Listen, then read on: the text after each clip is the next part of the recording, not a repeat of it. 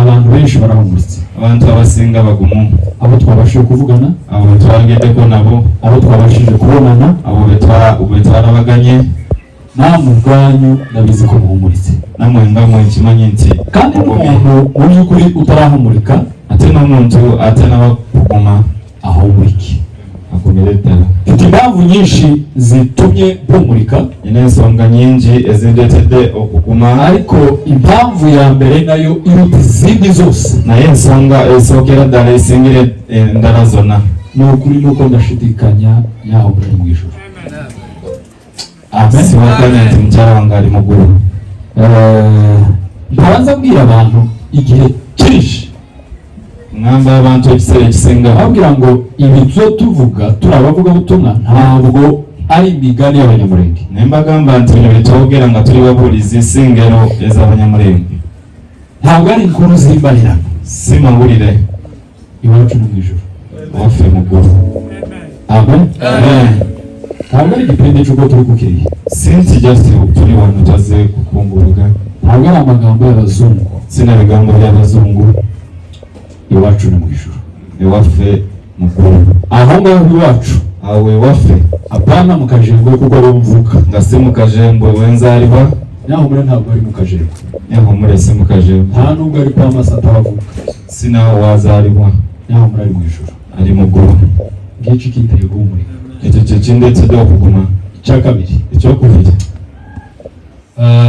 mu gitondo nibwo nabwiye abana ko mama wabadari, ku makya nga nagambye abaana nti mama bataliiwo, bagira umunsi bararira, ne bakaaba, nanje ndarira. nange neekaaba. Charmante umukobwa wanje mukuru Omuwala wange omukulu first born aranyegamisa, ashira umutwe wanje mu gituza cye, n'ateeka omutwe gwange mu kifuba kye, arampanagura, n'asangula. arambwira ngo sinshaka kubona wabira papa. Nagamba ati sinjagala kulaba ng'okaaba. Amen.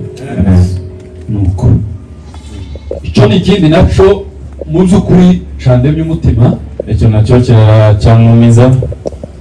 ndavuga ngo ndi kumwe n'umukozi w'Imana, Nagamba nti n'omuweereza wa kandi Katonda. nabimusezeranyije, Ate namusuubiza, namubwiye ngo amusore namugambye nti nsonyiwa, amusubira. sigenda kuddamu kukaaba. Cya gatatu kinkomeje, Ekyokusatu,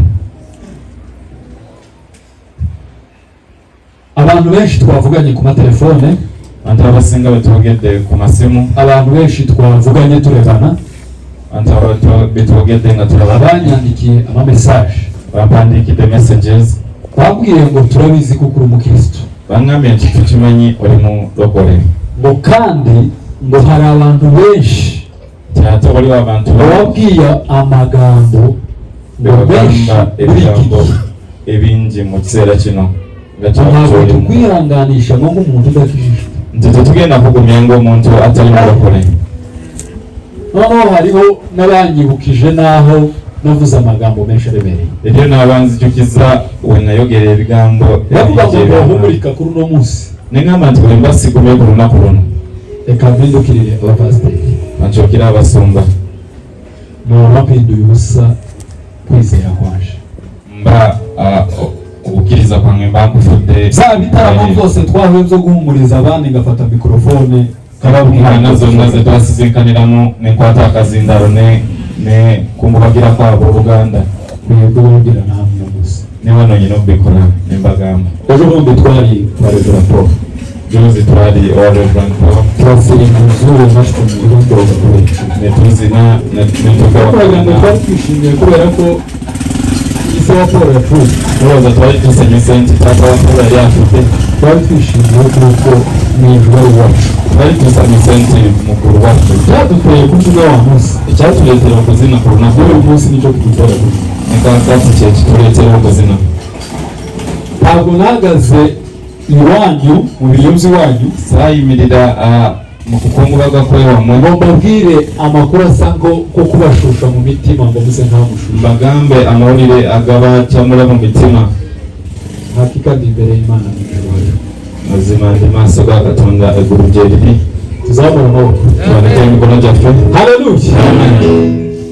Nubwo umubiri wanje wogeraho ukikanga, umubiri gwange niwo gutukaho nebwekanga, ariko ntiwogeraho unyibagiza ko mu ijuru ariho. nahita gusora kunera bizanze kurugero. Niyo mpamvu nasomye rino jambo. Yesonga lwaki nasomye ikigambo kino. Aya makuru Yesu yabwiye abigishwa biwe. Amawulire gano Yesu ge yagamba abayigirizwa babo. Ari umwe woroheje. Esura imwe yokka. Umubiri umuroka. Mwizere Imana. N'abagamba ati mukirize Katonda. Ukuntu kwizera Imana kubera ko madamu yagiye kwa Mana. Ninzo kureka kwesiga Katonda olwokuba nti mukyalanga agenze eri Katonda. Uku kwizera kwacu kurashize kubera ko madamu yatashe. Okukiriza kwaffe kuweddewo olwokuba nti mukyala agenze. Uku kwizera kwanyu kwarashize wa munsi mwapfushije babandi. Okukiriza kwammwe kwaggwawo luli olunaku lwe mwafiira wako bali bonna. Mwizere Imana. Mukirize Katonda. Dukomere Imana amashyi.